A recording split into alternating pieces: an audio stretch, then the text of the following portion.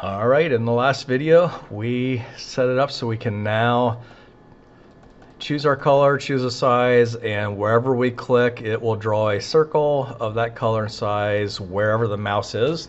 Now we want to modify this so that we can actually, drag and paint as we're painting. We don't want to just place circles or squares or whatever all over the place.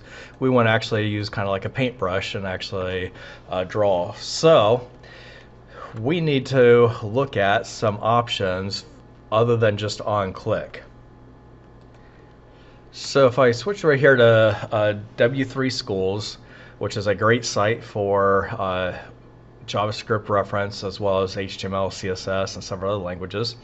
But I'm on the JavaScript reference right now, and I'm going to scroll down to HTML events. There we go. And I'm specifically looking for mouse events. So right here's mouse events. So if I look at some of these mouse events, I have obviously the on click, which we already looked at. On mouse down, on mouse enter, on double click, I'm not worried about it, so I skip that. On mouse leave, on mouse move, on mouse out. We have a number of different mouse events that JavaScript can recognize as the mouse moves, enters event, or enters objects, leaves objects, etc. So looking at these, pause the video and see if you can use one of these to get the drag actually to work. So as you move your mouse, it actually starts painting. So take a few minutes, see if you can figure it out on your own, and then once you think you've got it, go ahead and resume the video, and I'll show you the way I came up with it, which is only one way to do it. Alright, I hope you took some time to try to figure this out on your own. That is the best way to learn. Just watching someone else do it is useful, but trying it on your own definitely helps you learn a lot faster and understand it a lot better. The one I am going to use, I'm actually going to use a few of these. I'm going to use on mouse down, I'm going to use on mouse up, and I'm going to use on mouse move. And the way I'm going to use these, if I come back here and I go up to where I have the on click, I'm going to change this to on mouse move. And this alone, if you try this, you will discover that now as I move my mouse across, it does exactly what we are wanting with the, as I drag, it's painting. The only problem is there's no way for me to start and stop it. I'm not clicking to cause this. It's as soon as my mouse enters the canvas, it starts drawing because I used on mouse move. So what I want to do is make use of the on mouse up and the on mouse down to turn on and off the paint.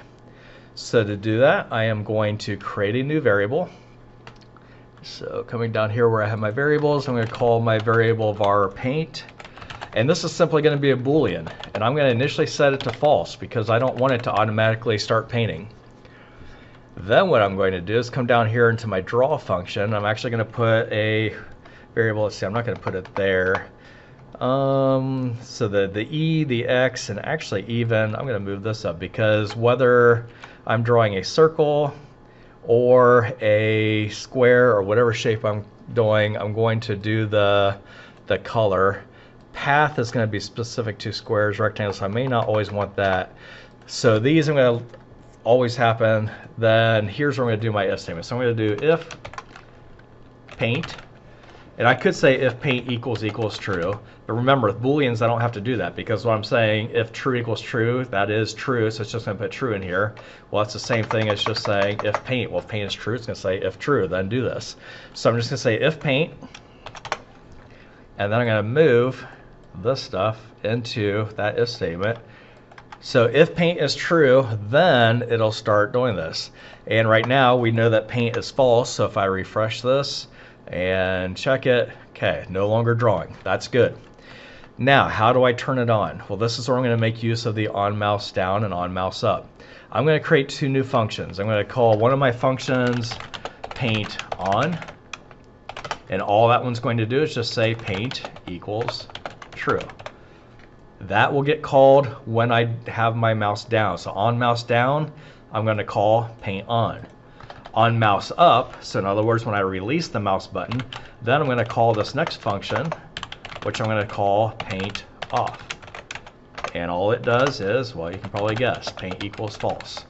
So these two functions will change it back and forth. Now I could technically put the JavaScript right here in the events themselves, but I like to have functions for all my on mouse events. So on mouse down equals paint on. That's going to turn the paint on. On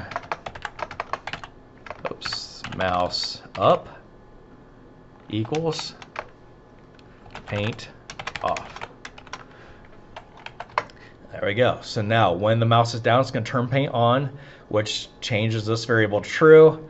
If it's true, it'll paint. When mouse up, it's going to change it back to false, so it'll stop painting. So I'm going to save that, refresh it, and I'm not holding my mouse down. Nothing's happening. I hold my mouse down. There we go. Let up. It stops. So now it's doing exactly what I expected it to do and what I was trying to accomplish. Now you can see how as I move the mouse too fast, we do have to kind of go slow to actually get the paint back. If I go too fast, the browser can't keep up with it and we get the circles, but that's not really a big deal. We could do a little bit to try to fix that, which we may do in a future video. But for right now, this is working the way we want, with one exception. If I refresh, if I just click, I can no longer just make a circle. So that's something I'm definitely going to want to address in a future video, because it'd be nice if I could just click and add a shape, but we can't do that right now. We have to move the mouse just a little bit, and as soon as I move the mouse, then it'll draw it, and that's because we're only drawing on mouse move. So think about that, see if you can come up with a solution for that. We'll address that in a future video. But for now, that's it for this video. In the next video, we will add buttons for brush shapes. So we'll add the ability to change between a square and a circle.